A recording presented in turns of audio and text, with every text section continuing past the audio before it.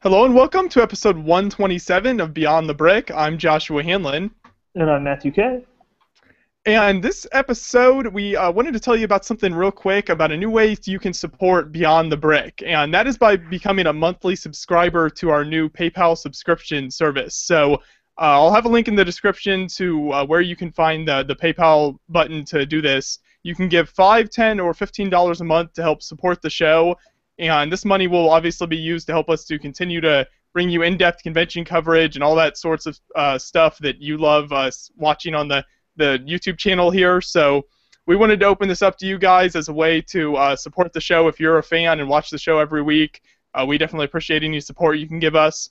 So that will be, I'll have a link to that in the description below. You can check that out. And everyone who subscribes will actually be entered into a monthly giveaway. So every month, whoever is subscribed will be entered in that giveaway. For the first month here, whoever subscribes, we have this great Back to the Future DeLorean set that will be the first giveaway. So at the end of the first month, everyone who is subscribed at any of the dollar levels will be entered in that giveaway, and we'll do one of those every month for you.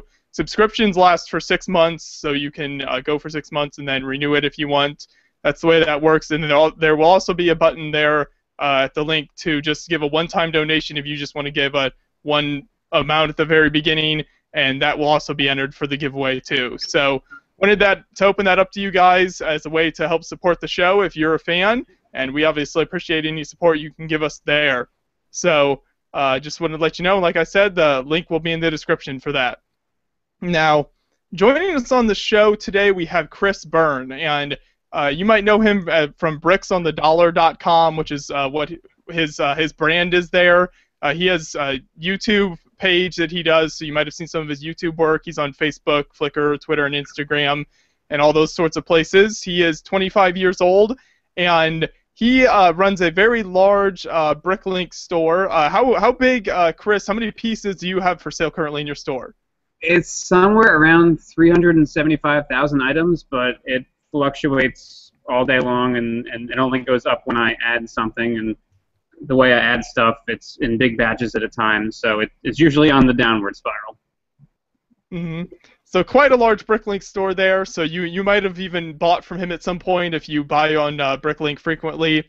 And he also does work for BrickFestLive.com, so you might have seen him at a few conventions and stuff like that as well. And he is a member of Penlug, so if you do Penlug stuff, he does participate in that as well. So, Chris, it's awesome to have you on the show. Really appreciate you talking with us. No problem. I'm really happy to be here. Sorry I couldn't be on earlier. I had a little bit of an internet situation going on, but it's all good now. All the internet I can eat. Awesome. Yeah, you guys just got moved into a new warehouse there, is that right? That is exactly true. I am in, I guess it's about the middle of a 5,200 square foot warehouse. It's not all mine, of course. It's mostly BrickFest Live endeavors, and I have carved out about 450 square feet here for Bricks on the Dollar. Mm-hmm. Very nice. And I definitely, obviously, will be talking a lot about the Bricklink store on this episode. You know, we have so many builders on the show, and I think we rarely go an episode without mentioning Bricklink, and that's the best way to source your parts and stuff like that.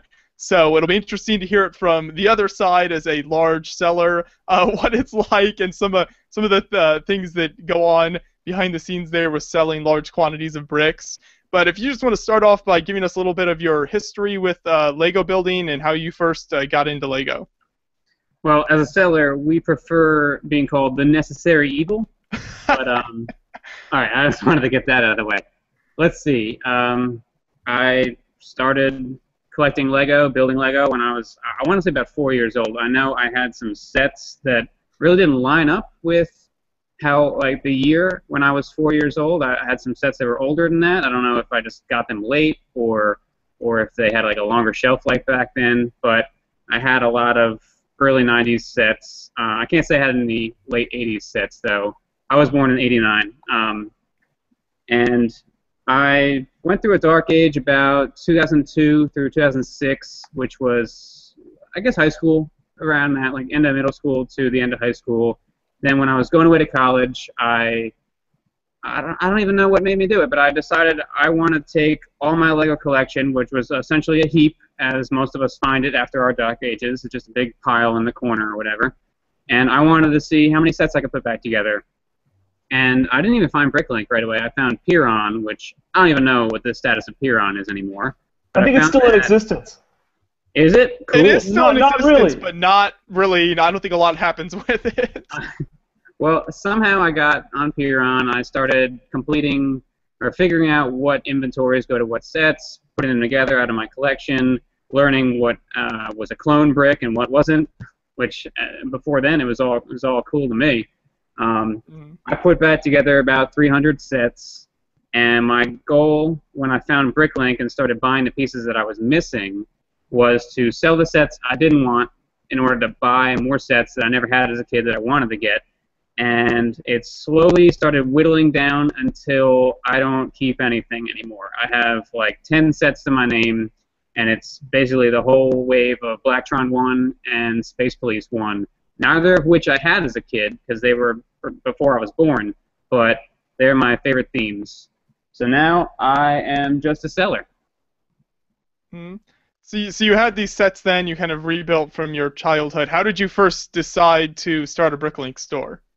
I started in 2009, and I was selling used complete sets. So once I completed those sets from childhood, just found the pieces that were missing on Bricklink, bought them from whoever was selling them, put it in a set, put the set up in my store. I didn't really know too much about pricing sets, so I didn't know what was fair and what I should have been charging. So everything of mine sold really quickly because I was definitely undercharging. So I started selling sets. I did that for about 2 years. I was just selling either new sets I got on a good sale at the store or used complete sets. And then I had whittled down my parts inventory, which I was drawing from in order to build sets to sell them, which now I would argue is a waste of time, taking parts and making them into sets to sell the sets. But I started listing what was left of my few parts in used condition that I had left in 2011, the spring of 2011, and I slowly started buying new sets on what I thought was good sales, but really it was just Toys R Us tomfoolery. So Yeah. I started porting out new parts as well as used parts, and it just grew. And I mean, I've made a lot of mistakes, and there's a lot of people who learn from my mistakes in their own stores because I like teaching people how to do it right the first time. And that's basically what my YouTube channel is all about, is how to run a Bricklink store and not get discouraged doing it. And now, what prompted you to start the YouTube channel? Because it's kind of unusual for a Bricklink seller. You might have been the first, right? Now there are many. I was not the first, but I was definitely the first. All right, I shouldn't say that because I really didn't do the research, but I was, let's say, one of the first LEGO YouTubers to direct their channel towards selling and Bricklink and running a store instead of set reviews or mocks or I don't even know how far back haul videos go, but or city updates and that kind of stuff. I went into it because I met Chad from Your Creative Friends. I met him at a Penlug meeting. He showed up and said, "Hey, I'm having this convention. Who wants to come?" I'll go. And we started hanging out, and he put me in a few of his videos, and they all had nicknames, so we all decided my nickname was going to be Clutch. That's how I'm known on most of the internet. So he put me in a few videos, and we wanted to do something different for my segment, so I said, well, why don't I just talk about what parts are new in this set, what parts we haven't seen before, because I don't think anyone's talking about that. It certainly brings some more educational value to set reviews. And yeah, so better than the usual, just kind of, here's this piece, here's this part and stuff. You can get a little more in-depth and a little more interesting. So here's the flick-fire missiles, and here's all the minifigs that come with it. Here's the rest of the set. We don't care because here's the minifigs that come with it. I was like, yeah, but this flex tube right here has never been in reddish brown. This is awesome. And I just started making those videos on my own on a new channel I started. I only started, actually it was just over a year ago. It was like right after Brick Fair, Virginia last year. So beginning of August 2013, I started putting up videos, and it was just what I call the Clutch Factor Plus, because it was the Clutch Factor when it was on Chad's channel. And it's just, I take a set, I show you what parts are in under 7 sets total, and what parts or how much the minifigs go for, and that kind of stuff, what the part out value of the set is. And I'd like to think it's a strategy guide for people who want to part out sets. They watch the video and they go, okay, so this is why I should buy that set. I'll keep an eye out for it if it's on sale, something like that.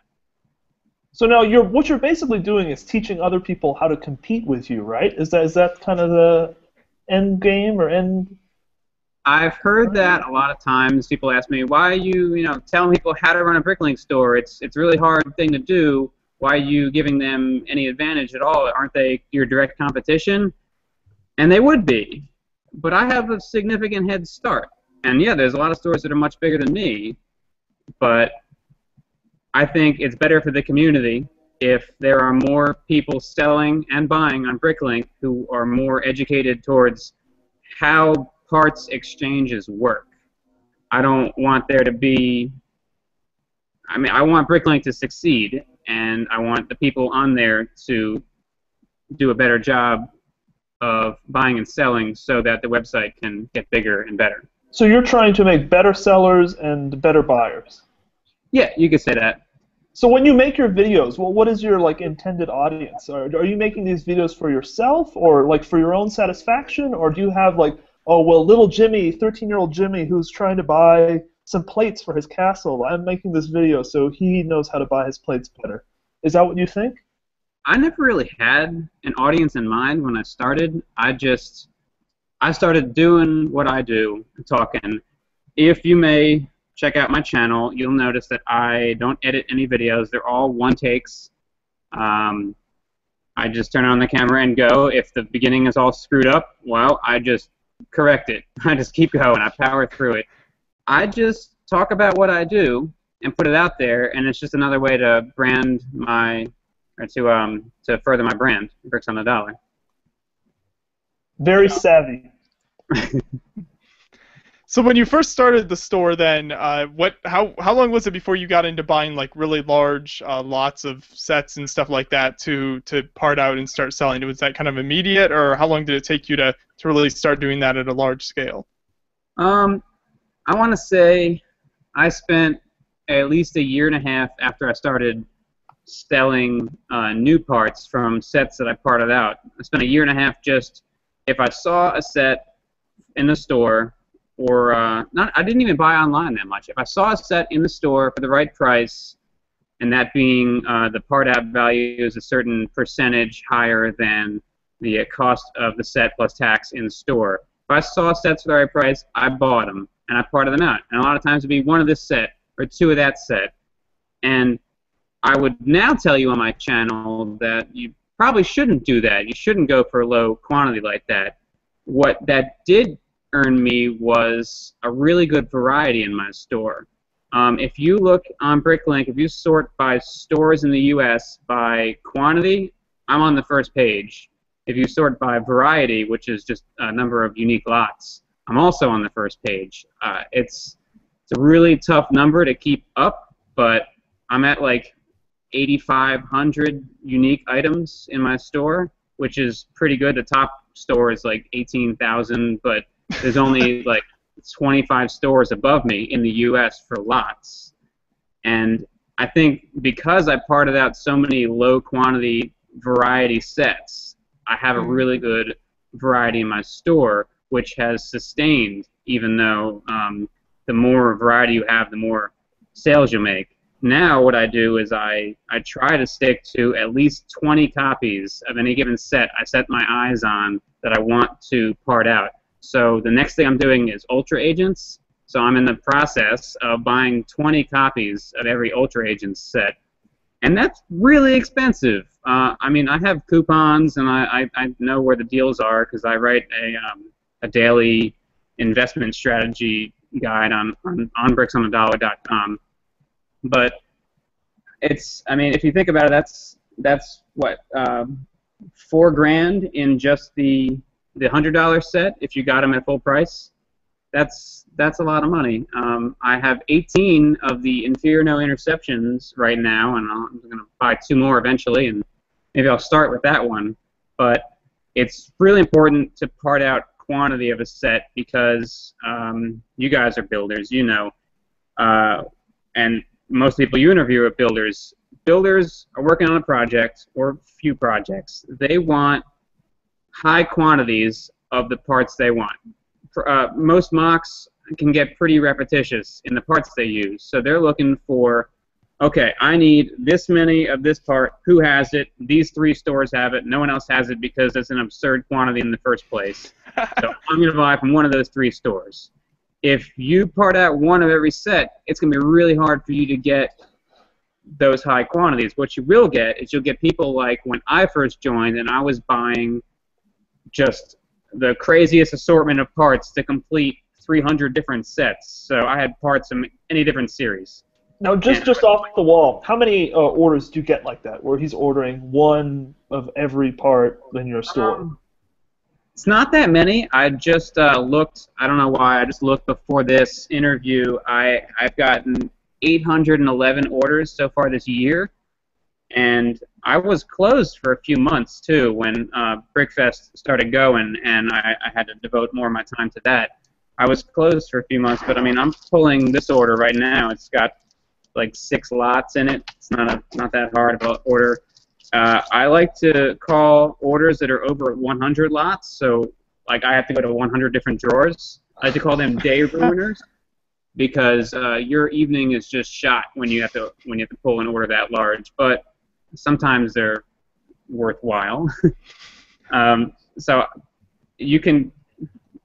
Buyers want to get high quantities, or so I believe. I guess I'm not a buyer, so I can't speak for them, but they want to get high quantities. So if you part out 20 copies of a set, even a part that comes, 1 per set, like let's say the dark red surfboard in Inferno Interception, I'm going to have 20 of them, which is a pretty good quantity. Mm-hmm.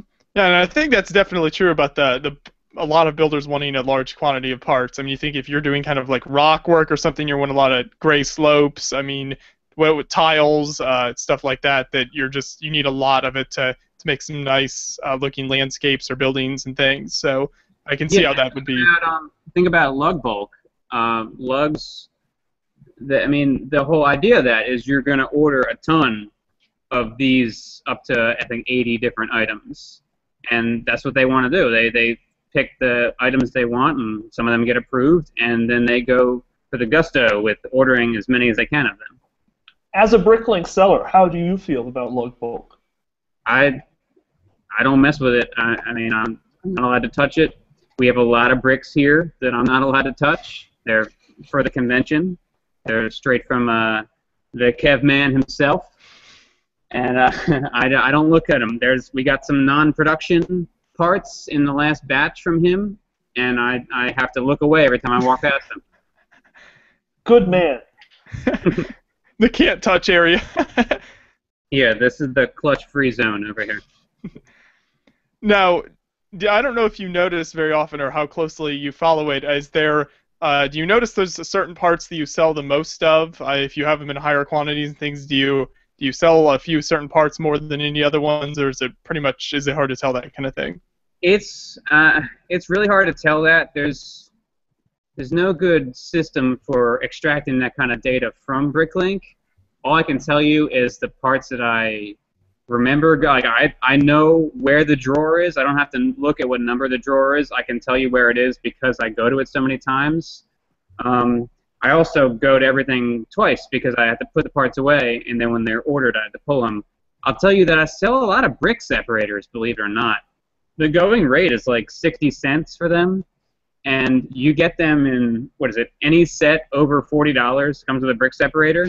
So I get hundreds of them. And so I put them at 50 cents each, and anytime I hit like 20 or 30 in my store, somebody from Asia will just buy them all, swoop them up. And that's fine. I'll sell them. So I have a pick-a-brick cup full of them right now, right up there, number 40. And when they fill up, then someone will come and buy them. And that's, I'm always happy with the return. You get like $20 for 40 of them, and you're like, great. I mean, they're akin to sticker sheets or instructions. It's like, all right, here's another thing, put in my store. I hope it sells. Everything sells eventually, hopefully. That's my motto. Yeah. Yeah, so somebody's will look for it eventually on Bricklink, and you'll be there to fill that void. Now, talk about volume, Chris. What's it like to you want to acquire 20 copies of each of these agent sets, and like that, everything else? How hard is it to acquire Lego in such a volume? I've heard some horror stories of getting banned from, say, the Lego Shop at Home site for ordering way too much Lego. Is that banned from Lego Shop at Home? Who would ever do that? I am in fact banned from Lego Shop at Home. Yeah, if you try to give Lego too much money, they no longer want your money. It's big company problems. So I mean, when are there ever really things you need to buy from Shop at Home? I don't want to hate on Shop at Home here. This is not the place or the time for that. But there's never really anything that I go, all right, I really wish I could still buy from Shop at Home because this is a deal that I need. No, that doesn't happen. I write the blog, so I know when things are on sale, and I know when they're on a particularly good sale. It's all about having a network of websites you check, people who tell you when something's on sale, making friends with managers of stores, and sometimes it's really hard to get a higher quantity of some sets, but the good thing about it is if you keep them sealed, well, at least you have the option of selling them sealed still if you never get as many as you want to part out. Like right now I can show you, sorry if this is like loud or anything, but I'm parting out 28 copies of the Bank and Money Transfer, which is that entire table right there. That's what that is. And that's what 28 copies of that set looks like.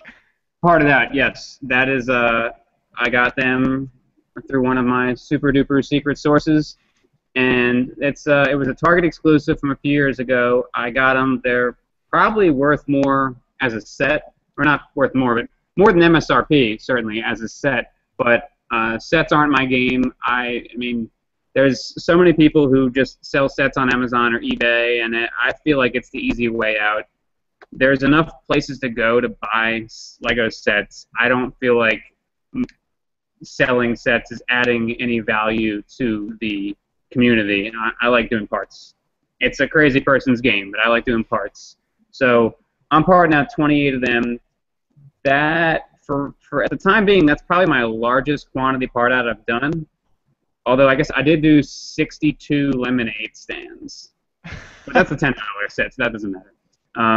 So I'm parting out 28 of these, and hopefully there's some awesome stuff in there. I know I had a fistful of like 10-length black flex tube from there.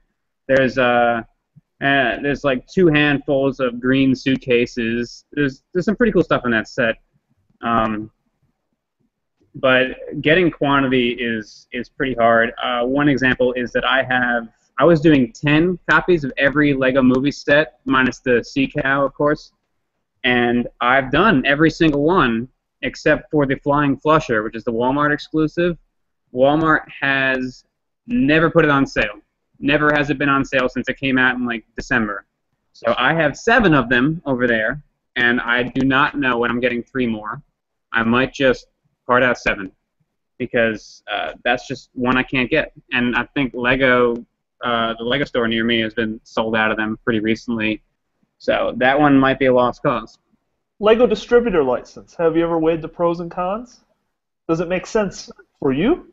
Well, technically I have a physical location now, I guess, because this is a warehouse. It's not my apartment anymore, which, if you watch my videos, that's an apartment that is smaller in total square footage than this area right now. I mean, I've never looked into it personally, so I don't know the numbers exactly. It might be hearsay, but I know there's minimum quantities you have to purchase, which all seem out of my price range. There's also little choice of what you receive. You kind of just get everything, and you don't get any of the specific store exclusives. So picture a Kmart Lego aisle, that's the stuff you're going to get because that's all the bare bones sets. I haven't considered it, and I probably am not very good friends with Billund at the moment. But I like the way I do it. I feel like I get better deals anyway because from what I heard, and again, this might not be true, but the discount for retailers is like 30%, which you can get most stuff for cheaper than 30% off if you know when and where to buy it. Yes. Yeah, and they probably wouldn't sell you sets with the expectation that you were going to open them and part them out instead of directly reselling them, right? I think they have some rules about how you have to sell it as it comes to you, where, I don't know how they're going to prove that, but I know some sellers who do the retail buying in, I think, Australia, and I know they're doing whatever they want with them over there. They're parting them out. They're breaking out the minifigs, that kind of stuff. But I've never considered it. I have a pretty good time getting my own Lego sets to part out. Interesting. Yeah. Now, can we talk about labor? So when you're selling sets, you're basically taking something from the marketplace, removing it, and then reintroducing it later when there's scarcity to create a profit for yourself. But with your line of work, you're parting out sets. There's a lot of parts to be touched and little pieces of plastic to be put away. What is it like, for you to kind of have to basically book out all of this time to handle these parts? And does it ever kind of equate hiring somebody to help you, or what? And that removes a margin of profit for yourself? Where does that kind of play in? Well, I'll first say that there's two ways to appreciate the value of a Lego set. One, you buy it, you put it away for as long as you can, and then you sell it. The other way is you part it out. And it only works with certain sets in both scenarios. Not every set goes really high in value. I mean, what are Ben 10 sets worth right now? And then not Those every... haven't skyrocketed. Oh, man, I just gave away some of the Ultra Build DC superheroes. Like it was I guess one was Marvel. It was both are Marvel. Captain America and the Hulk. I just gave them away, and I didn't realize they had gone up to like $30 each in the aftermarket. I got them for like $7, and I didn't know what to do with them because they're terrible. But what was I talking about? Labor. Yeah. So. Not every set parts out well either. Like creator sets and city sets, they tend to part out pretty poorly. And there's a number of reasons why. I won't get into that. One of them is creator sets don't have minifigures necessarily, and there's no licensing. Common colors? Yeah? What was that? Really common colors, right? Whites, red, blues.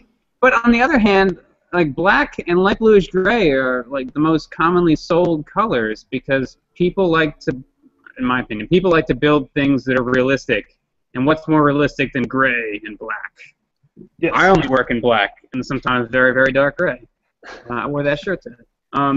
So when you part out sets, I like to describe it as it will take all the time you give it and more. So you can give it all of your time and it'll still demand more because the more time you put into it, the larger your store can get and then the more sales you can make.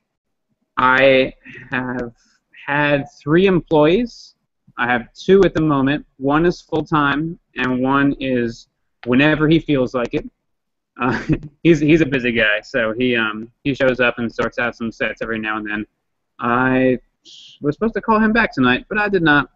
So my one employee, she sorts out the sets. So those 28 bank and money transfers, that was all her. She put them in all the trays. I haven't even touched those sets. The only thing I did was take out some 6x6 tiles because somebody wanted to buy them, and I sold them to that person privately.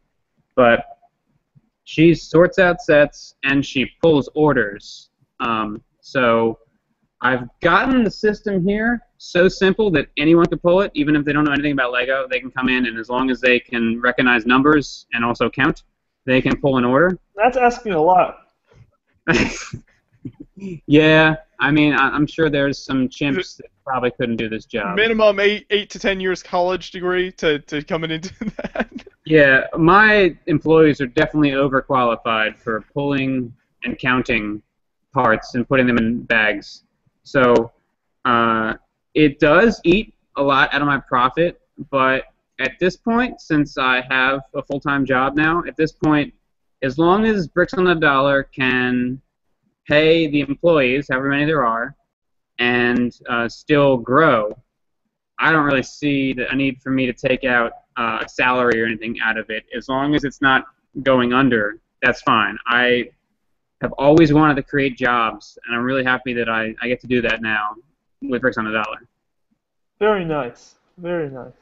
Yeah, that's really cool, and like you said, I mean, it's really great, and it's kind of something I've been thinking, you know, while we've been talking here, all the jobs that have been created. You think about from Lego products, people that are able to work full time as reselling and, you know, buying and reselling and that kind of thing, and then obviously resellers like you can then move that on and create even more jobs with them, whether they get employees, and so that is really nice when it can work out like that.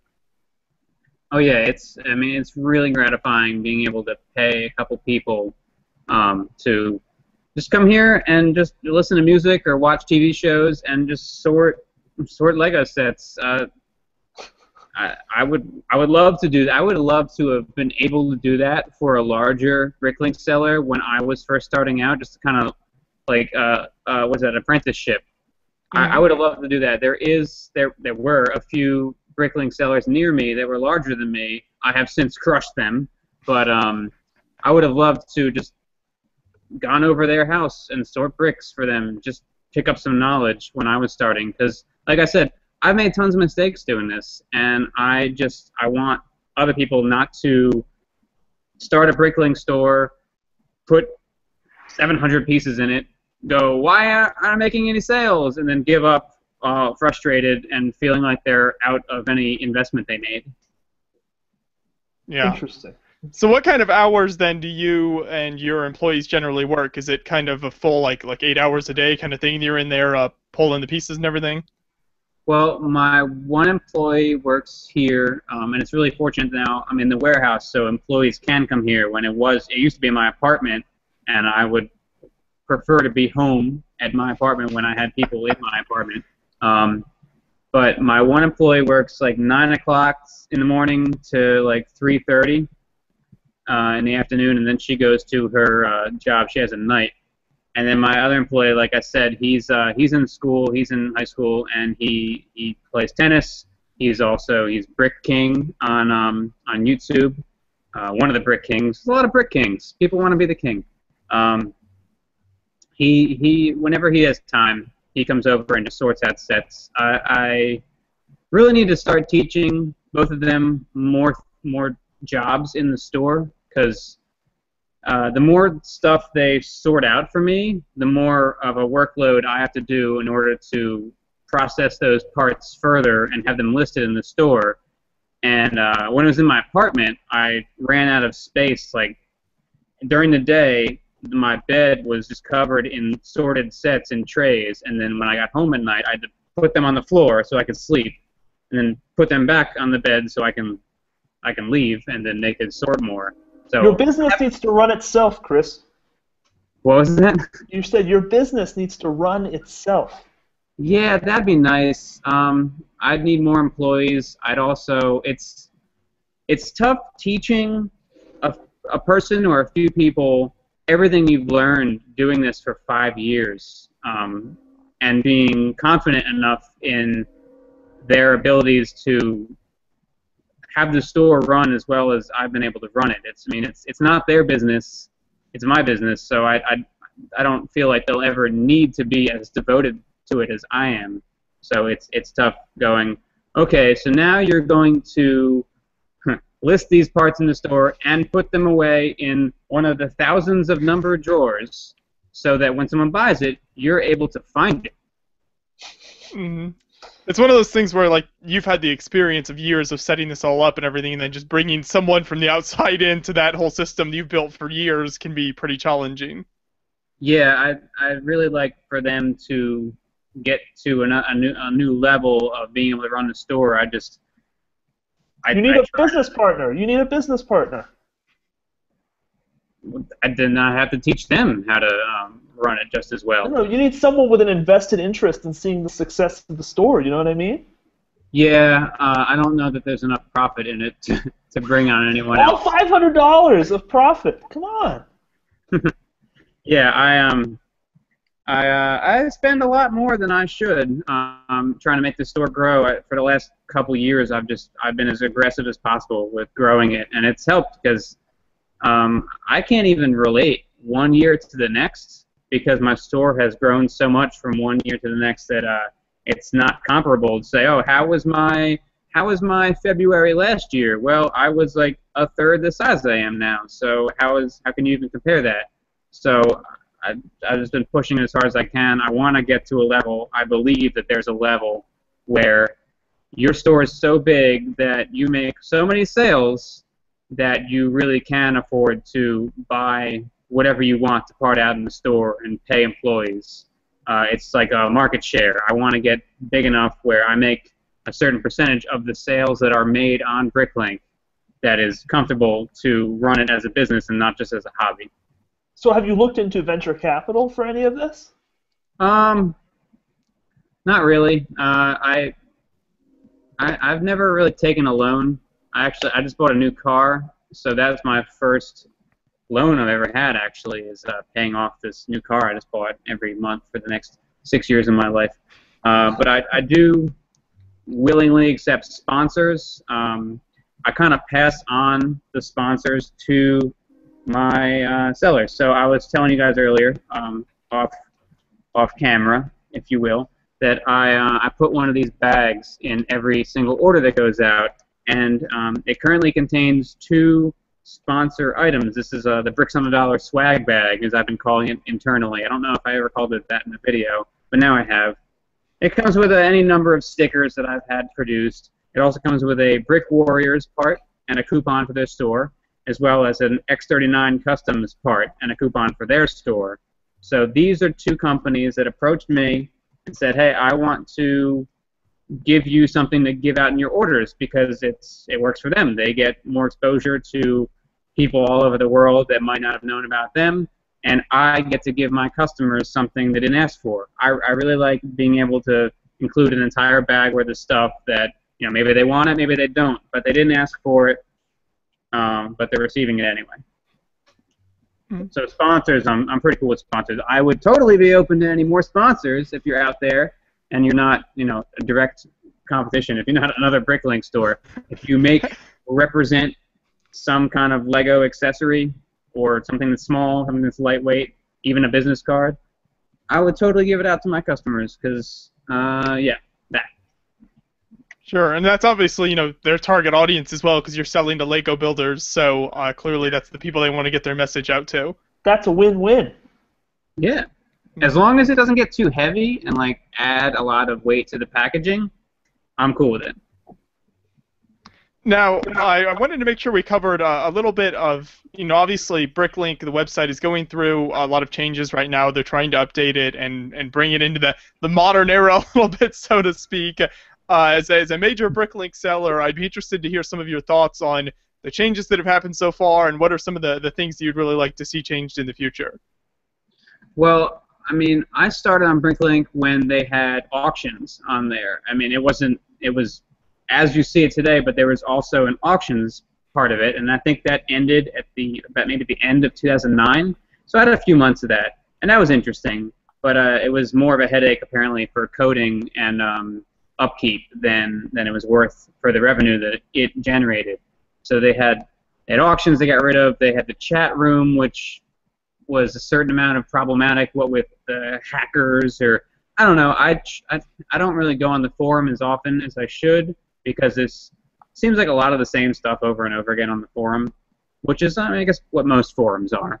But they got rid of the chat room, and the site got like locked down a few times. I never noticed any kind of breaches in my own store, but I know there was definite problems on there and some downtimes that were not the greatest thing to happen. So now what they're doing is they're launching the mock shop, which is basically the everyman's Lego ideas. So if you have a thing and you want to see it made, you don't have to convince the almighty Lego group to make it for you. You can just put it up on here, and then I didn't look too much into it because it seems like, as I was saying earlier, taking parts and making sets to sell the sets instead of the parts, it's getting farther away from what I'm trying to do. But it seems like you can, if you're a seller and you have all the parts it takes, you can say, yes, I want to devote those parts to this mock should somebody want to buy it.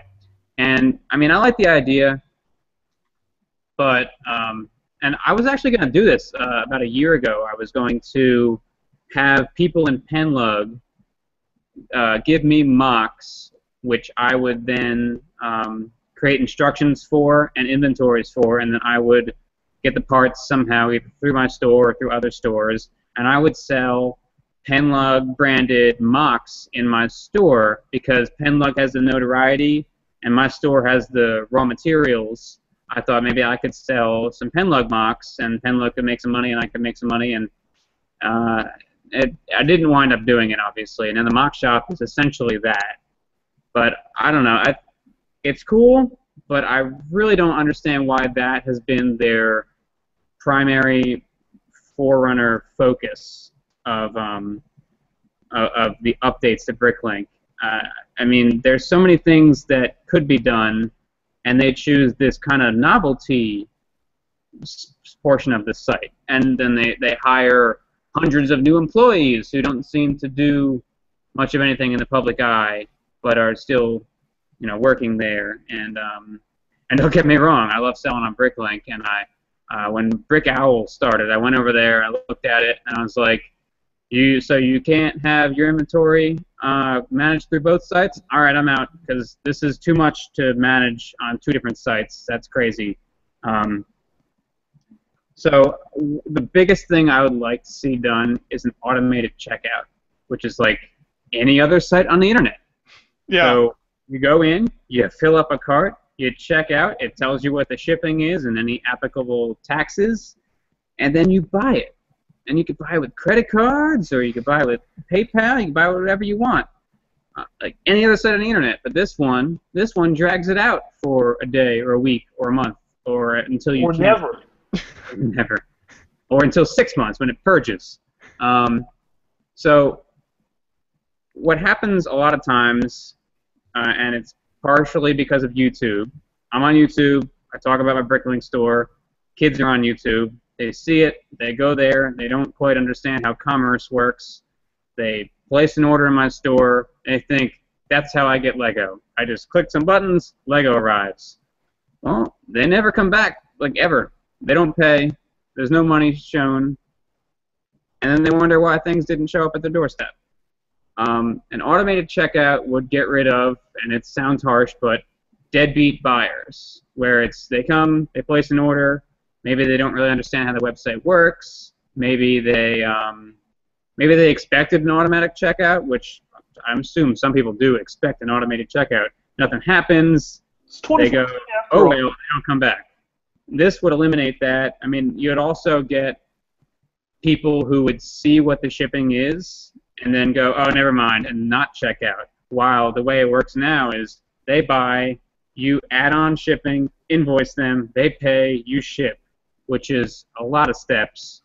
And I feel like sometimes people might not be happy with what the shipping charge is, but they're so far into it, they go, all right, I want the parts, so I'll just pay the shipping. Automated checkout really needs to be done. How hard would that be to implement with so many different weights and all? I mean, obviously that would require a lot of addition and multiplication. I've always thought that it's going to be a really tough process, but I mean, what about items with unknown weights? Well, everything would have to have a weight submitted. If it doesn't have a weight already, it has to be submitted. And partially complete sets? That would be, I would think that if you listed something as incomplete, it would have to prompt you, go, okay, what's the weight of this? Because when somebody buys it, the website's gonna need to calculate the weight. So you need to tell me what the weight is. Of course, I suppose you could always fudge the weight, put it up really high, and then you'd get more for shipping, but it didn't really cost that much for I shipping. mean, obviously, every seller would have to charge actual shipping costs. Yeah, my shipping is not actual. I just round it up to the next dollar, basically. Or the next $5. The next $5. I actually, never really thought about the whole declaring a higher weight than it actually is, so that you could get a profit on the shipping. Unless, of course, you had to go through Bricklink to USPS or whatever you're using to ship, and it kind of ported over the weight so you couldn't insert it yourself. I don't know. I don't know how it would work. I just know that if every other website can figure out how totaling weights to a total weight, and then maybe a little bit more for packaging. And also the other thing is that most websites that you buy online have free shipping over a certain amount of that you spend. $50, $35, $99, something like that. I don't think that could ever fly on Bricklink. Too low margins, right? What was that? I said the margins are too low. I mean, for parts, it'd be all right, but for a lot of sets, it wouldn't. I give out a coupon. Every time I ship an order, I send a 5% off coupon. It's good for 1 month because my philosophy is if they don't look, they can't buy. So I just want them coming back, seeing what's new, seeing if they want to place another order. And my coupons are good for everything in my store excluding sets because the sets are a very variable margin of profit. There's some sets that I really couldn't afford 5% off of it, and there's some sets where I got them really cheap, or they've inflated pretty high in price. Yeah, if they can figure out how to do automatic checkout on the rest of the internet, I feel like Bricklink could do it. But hey, maybe that's why it's taken so long, because it's much more challenging than they thought it was going to be. So now this is an Armageddon kind of scenario. What happens if this new Bricklink, maybe we'll see it tomorrow, maybe next week, maybe a couple years from now. What if this new Bricklink is so bad that you just can't even use it? It's completely unusable. Well, what's next? Like, what happens? If that were to happen, there would be other people who would step up and make competitive sites and change what was wrong with the original site. Like BrickOwl, for instance, took Bricklink and they said, this site is so old and hard to use, let's make a user-friendly version that's the same thing. Yeah, we're not going to have any of the user base yet, but they're growing, and although I don't sell there, I know people who do sell there, and they seem happy with the sales, and the fees are a little bit lower, although the Bricklink fees are really low to begin with. I'm sure someone would go, there's a need for a marketplace like this, so I'm going to create the new solution for that. Mm-hmm. And like you mentioned earlier, I think like sites like BrickOwl have kind of tried that already. Yeah, so you kind of touched on that a little bit. I don't know if you want to go in much more in depth. Like if a seller was just starting out now and didn't have a Bricklink store, didn't have a BrickOwl store, what are some of the pros and cons between both of those? I was just reading a forum about this earlier. A friend of mine from YouTube and Bricklink, he posted on BrickPicker, which is a website for people who like to buy sets on clearance and then send them away to Amazon. He had a post on there that he started about how he sells on BrickOwl and Bricklink, and he wants to get people's opinions on which one he should go forward with, which one's better for. He was trying to sell sets, like sealed sets, quickly, and everyone just kept saying, just go to eBay, just sell on eBay. But he was asking about the both, and a lot of people weighed in their opinions of what's good and what's bad about both those sites. Most people said stick with Bricklink because it's been around as long as it has, and it works, and people know it. People don't know BrickOwl yet. In time, people will know BrickOwl unless they flop, unless they fizzle out. People will know BrickOwl eventually, and I would say stick with Bricklink just because the people go there. I mean, I guess I'm biased because I sell there, but it works. It has worked since I started in 2009. It has always worked. There's been some fluctuations in stability on the site. There's been periods where there was a long stretch where you couldn't update your store terms or splash page or something like that because they didn't want to allow different coding to go in there because that's how the hackers came in, so something like that. So they locked down all these functions of the site, and it was bad, and they got rid of the chat room completely. And I know there's some people who just lived in the chat room, and it totally crushed them not having that chat room anymore. But I have to think that Bricklink is as big as it is, and it cost as much as it did when it sold. They can't. I mean, they wouldn't have bought it if they didn't want to at least get their money back on their investment. I feel like they're going to make it better. I don't really understand. So now, does better mean higher seller fees? I've gotten word from sources that the fees will go up, and my response has always been, hey, as long as it doesn't hit like 10%, like eBay, I'm okay with it.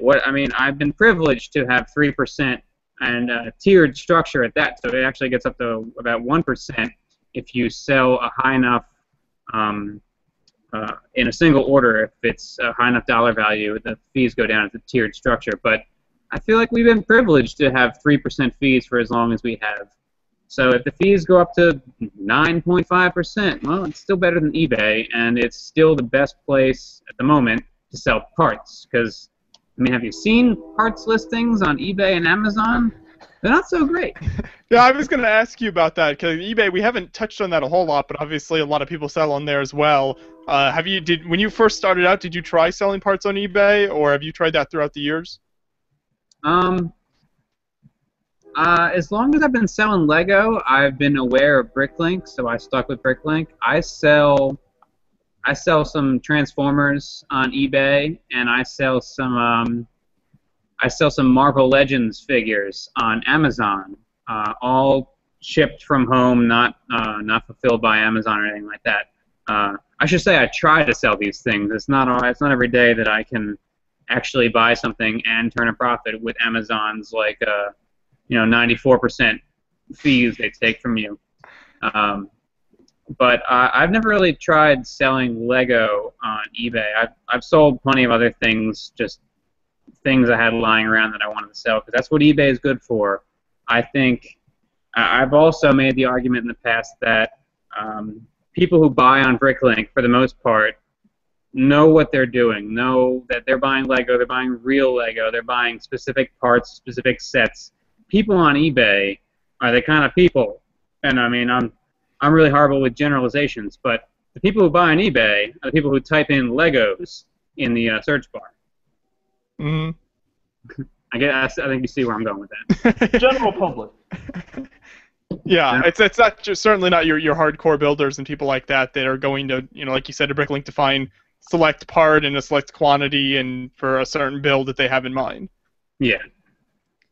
Now, you mentioned a little bit about the kind of deadbeat buyers and people that don't come back and don't end up fulfilling the order and paying for it.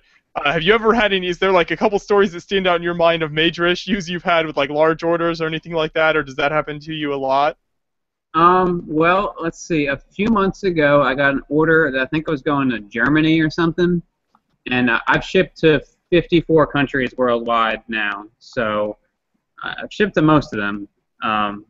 But this order, back then I was pulling an order as soon as it came in, or in order of if I got a bunch that day, I'd just pull them in order as they came in. And this order sat for a while, and they never paid for it. And you actually, if somebody buys from you, you can look at their account through Bricklink and see when their last date of activity was, so the last time they logged in. And if 2 weeks goes by and you click on their name and it just says the same date and time that they placed the order, then they're not coming back.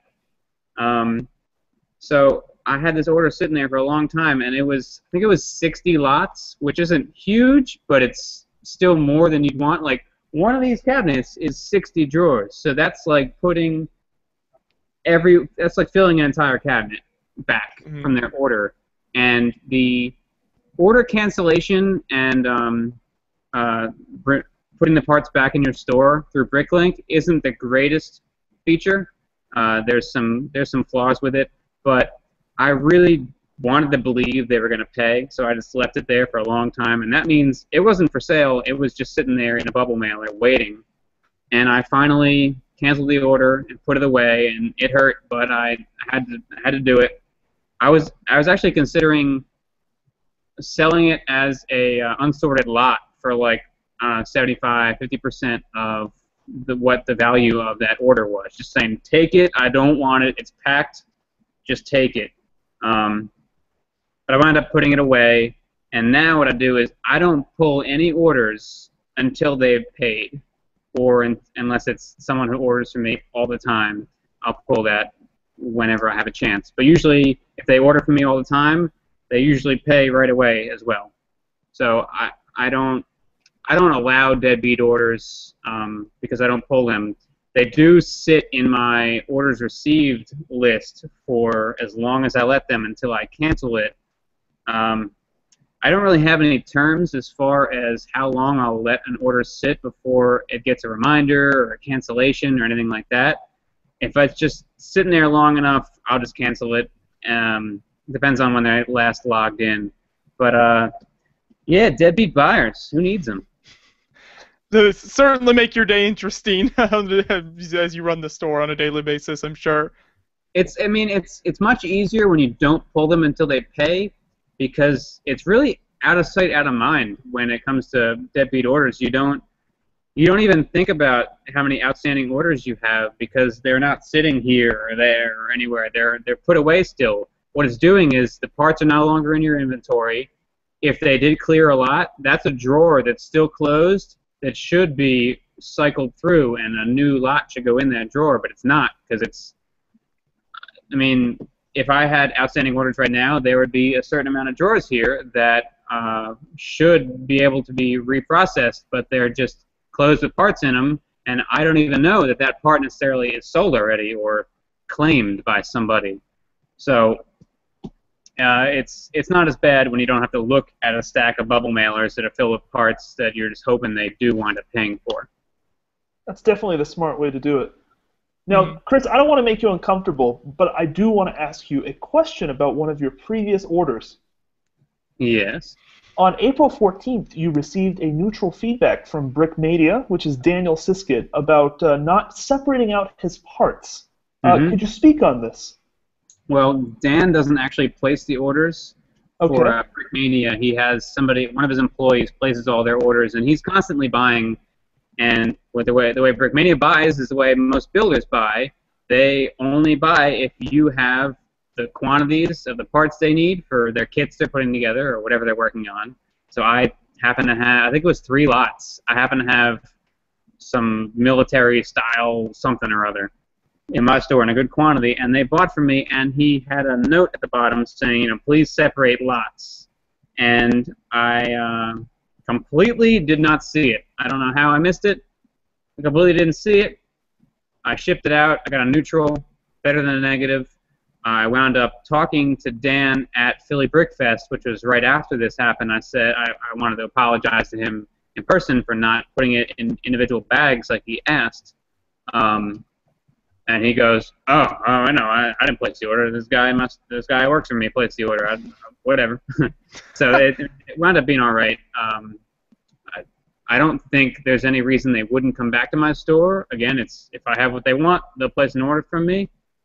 And now I actually bag each lot individually, which I didn't used to do. I used to do 1 bag for new parts, 1 bag for used parts. So if you ordered a whole ton of different parts, then you're going to have to resort them when you receive them. No, that's not good? Yeah. Well, God. I mean, I love throwing out plastic bags. Chris, help me throw out some more. And save me some time. Man, I love getting orders like that because I use all the bags to resend them out. Exactly. Exactly. Everybody's everybody's a reseller these days, so everybody needs bags. Yeah. Hobbyist sellers. Yeah, I made the switch. Now I do one lot, one bag. It's really bag intensive, and I've always argued that I'm selling Lego, not bags. So But, kudos to you, I'd argue Dan that- Siskin's employee, for being very particular about this. Right? Yeah, yeah. Yeah. This is the stuff that keeps you up at night, right, Chris? Yeah, shipping all these bags where it's you can't even see some of the parts because there's just so many layers of plastic bag. It becomes more and more opaque, and you're like, what's in there? I can't even see what's in this double mailer. You pour it out, and the bags are so slippery against each other that they just swoosh, and they all fall off the table. Although I guess Lego would do that too, but it was in bigger bags, one for used, one for new. But now it's one lot, one bag. I got like 1 or 2 complaints about it, so like, all right, I'm switching. Bags are cheap enough, I guess. So you're taking apart boxes to put parts in other boxes to then put them back in bags, and you're just debagging and rebagging and boxing and reboxing. That's all life is, right? It's all so you can build to your heart's desire. Exactly. Do it as a service. Now, I think to finish it out for us tonight, you turned the camera around a little bit and showed some parts earlier. Do you want to give a little bit of a quick tour of what how you organize the parts there around the area where you have them? Yeah, this laptop isn't very mobile, but the webcam I can do a little bit of maneuvering. So right behind me here, up there is the bubble mailers, of course. Right behind me here is these 2 wooden racks that my dad and I built together, and they hold I guess 12 stack-ons, which is the brand that these cabinets are made out of. 12 of them on each rack, and a double-sided, so it's 48 cabinets there. And then coming over here, we have these are Sterilite. I think they're 12-quart bins. I call them the shoebox bins, but I have about half of them here. But there are 156 of them in use, and essentially my parts go from small drawers, 1 lot, 1 drawer. So if it'll fit in there, it goes in there. When it has to move up, I put them in these 18-drawer stack-ons over here, which is just a little bit bigger. So they move into there. And when they can't fit in there any longer, they go in these shoe boxes. And luckily, I've yet to exceed a shoebox with any given lot. Some of them are close. There's like 2x6 plates are the worst because you just get so many of them. I got a dark bluish gray over there is nearly full. There's a light bluish gray up there that's nearly full. So that's this wall over here. And it's a really long rectangle, my workspace here. Coming over here, we have the stack on the wall, and this is all used parts, unlike behind me, it's new parts. And they are 4 high, and I believe like 10 wide.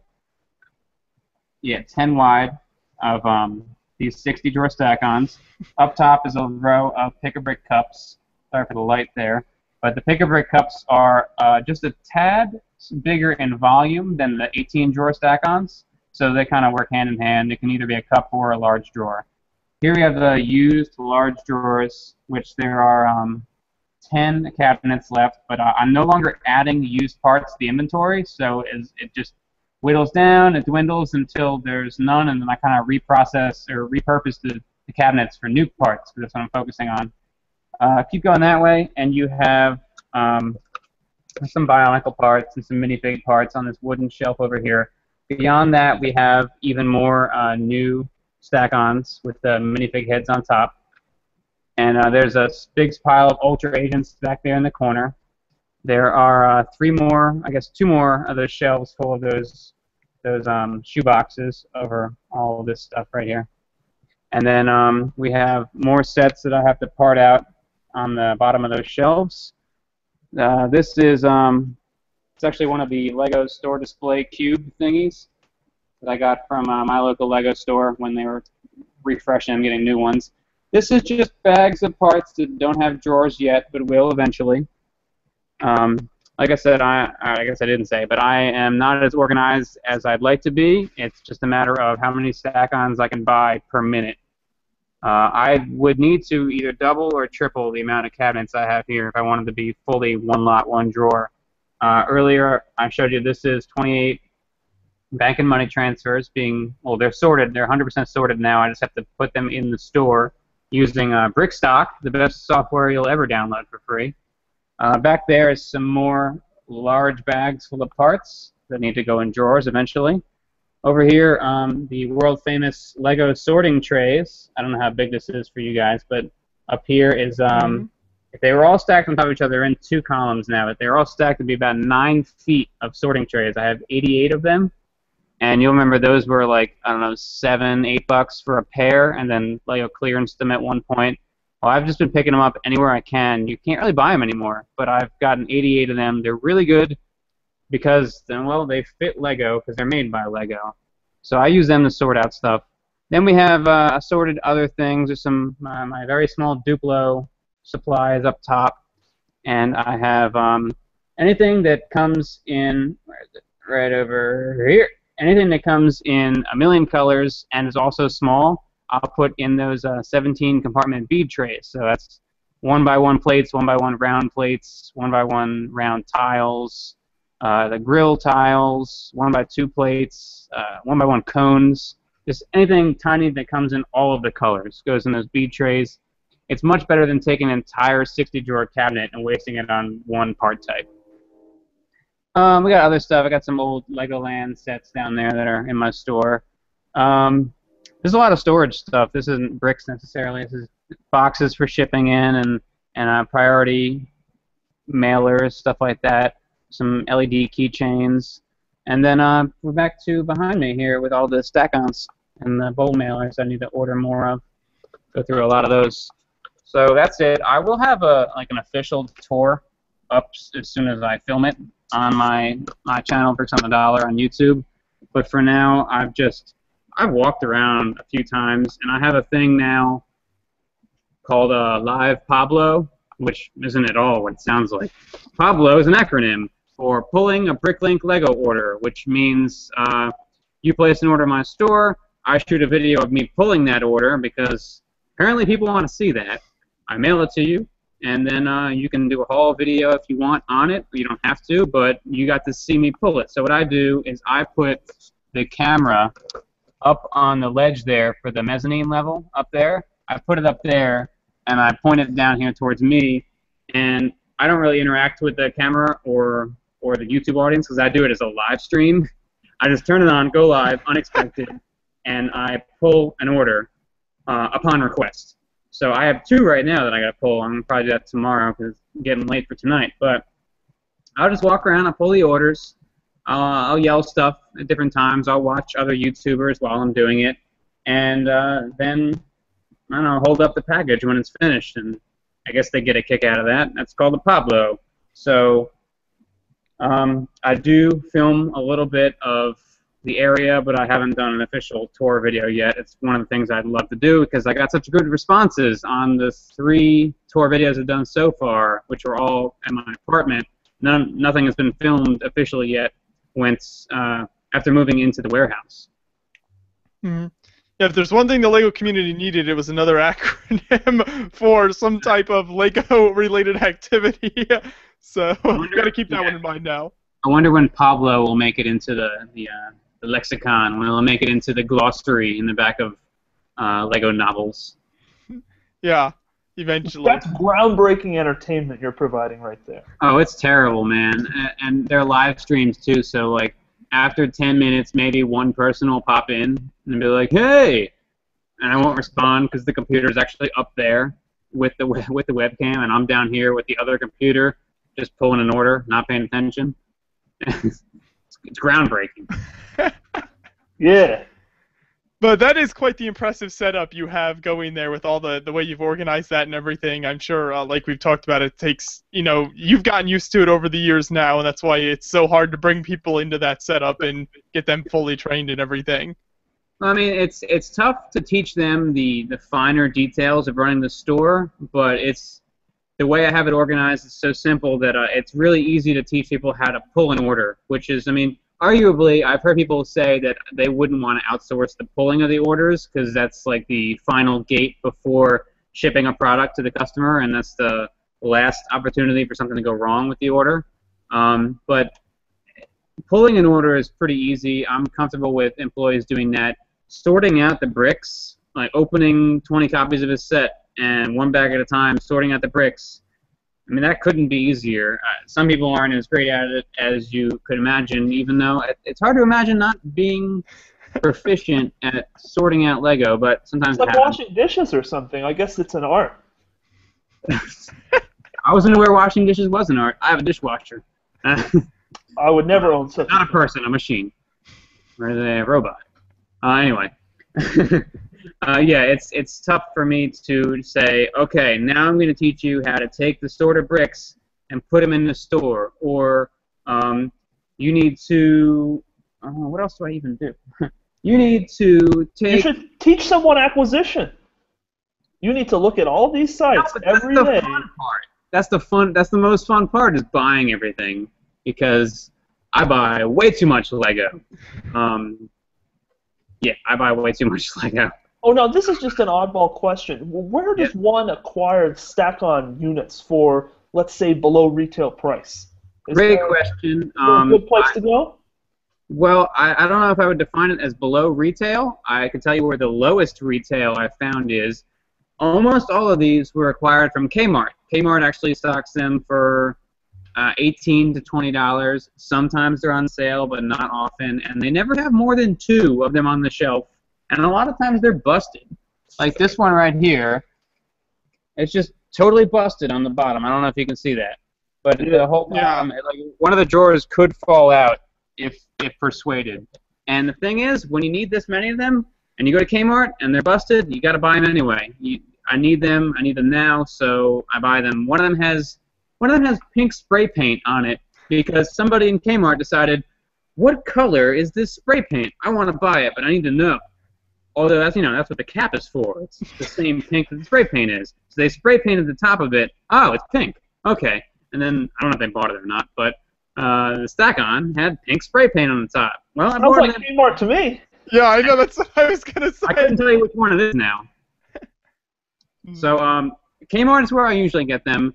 Some people think, oh, I'm just going to go to Home Depot or Lowe's and I'll get them there. They're going to be at least $22 there, and they don't have the same sizes. They make a bunch of different combo ones where they have like big drawers and small drawers in the same unit. I find that they're much more modular if you stick to the all one size in a cabinet and don't get that many sizes. This is the 60 drawer, and I also have the 18 drawer. And they make one that's called the 22 drawer, and it's a mixture of the little drawers and the big drawers. And they just you can't get modular with them because they're not in a grid. And I don't know, it's OCD stuff. But where the place I found them the cheapest is online. It's millsfleetfarm.com. I don't know what Mills Fleet Farm is. It's like Tractor Supply Company or Granger or something like that. It's just a company that sells stuff, like tool type stuff. Tool type stuff. It's a baby Home Depot. I don't know. But millsfleetfarm.com, you can get them for like $14.99. Yeah, you down there? You on there right now? No, I would never visit a site while doing a hangout. Even though you're looking at my feedback? Yeah, they go from like $14.99 for the 18 drawer to like, what, $16.99 for the 60 drawer? I guess because it's technically more plastic. There's just more surface area, so I guess it's more materials. It costs more for the 60, even though the overall size is the same. Mills Fleet Farm is where I'd recommend getting them from. Of course, I didn't find that out until I already bought about 100 of them. I have 113 of them right now, and I'd love to have 200 of them. That'd be awesome, because I'd be fully sorted, maybe, and ready to expand even more. That's where I would recommend getting them. I definitely recommend getting Stack-On brand. I mean, there's other brands like Acro Mills, nicer product, more expensive.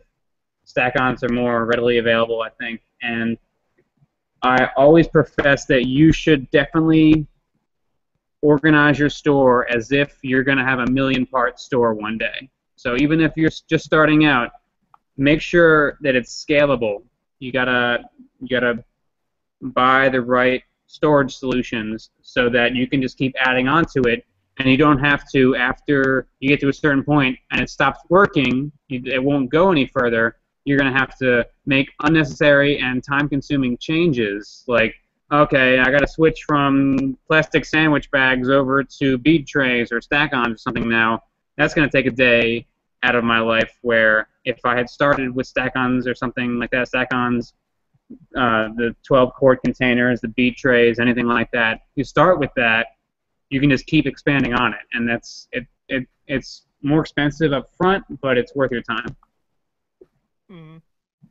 So yeah, that's learn from Chris's mistakes and buy them from the best sites right now, and don't wait too long. Get the best right now, and you'll be set for a while then. Yeah, I have a feeling that Mills Fleet Farm is going to be real sold out after this airs. Hopefully, but I really appreciate you talking with us here, Chris. It's been awesome to see your setup you've got there and learn some more of the in-depth behind the scenes of what it's like to be a large Bricklink seller. So really cool stuff there. And where's the best place for people to keep up with you? BricksOnTheDollar.com. I mean, it has some of my social media feeds along the right part of the screen, and the homepage is my blog that I write daily. That has a paid subscription version, as well as a free version that's on a 1-week delay, because that's where I write about the deals. There's a link to my Bricklink store. There's a link to my YouTube channel. And if you're just into the social media stuff, I mean, I'm on Facebook, Instagram, Twitter, YouTube, and Flickr. It's all basically Bricks on a Dollar. I think Twitter is BricksOTDollar because there wasn't enough characters, but yeah, Bricks on a Dollar anywhere. If you Google Bricks on a Dollar, in fact, I'm like the entire first page of results. And where's the best place to buy stack-ons? MillsFleetFarm.com. And that's what we learned. Thank you so much for coming on. No problem. It was great having you on the show, Chris. So yeah, very cool stuff, and I'll make sure to include links to everything we talked about and all these sites we mentioned there in the description. So we'll try to cover them all, at least do our best, so that you don't have to search all these down yourself. That's what we're emailing there and be like, hey, if you want to know anything about what Chris was rambling about, just email him. Yeah, you can always contact Chris too if you have any more questions. So it was great having you on, and I'd encourage people to subscribe to the YouTube page here at Beyond the Brick as well, and keep up to date with all of our latest episodes. We're still releasing more convention coverage from Brick Fair, so definitely keep an eye out for that. A lot of cool videos still coming out there. And we appreciate you guys watching, and we'll see you next week.